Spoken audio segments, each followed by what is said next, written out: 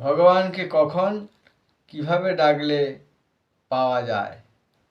ঔষধ সেবনে বিষ্ণু, ভোজনের সময় জনার্দন, শয়নের কালে পদ্মনাভ, বিবাহে প্রজাপতয়ে নম, যুদ্ধে চক্রধর, প্রবাসে অর্থাৎ যখন বাইরে যাওয়া হয় তখন ত্রিবিক্রমের নাম বলতে হয়, আর দেহত্যাগে নারায়ণ নাম, শ্রীধর প্রিয়া সঙ্গমে, দুঃখ স্বপ্নে স্মরণে গোবিন্দ, বিপদে পড়লে মধুসূদন, বনের মধ্যে পড়লে নরসিংহাঞ্চ, এবং জলে যখন যাবেন তখন জলসায়ীন, এবং পর্বতে যখন যাবেন তখন জলের মধ্যে বরাহঞ্চ, পর্বতে রঘুনন্দন, গমনে বামন চৈব, সর্বসুখে সর্বকার্যেষু মাধব।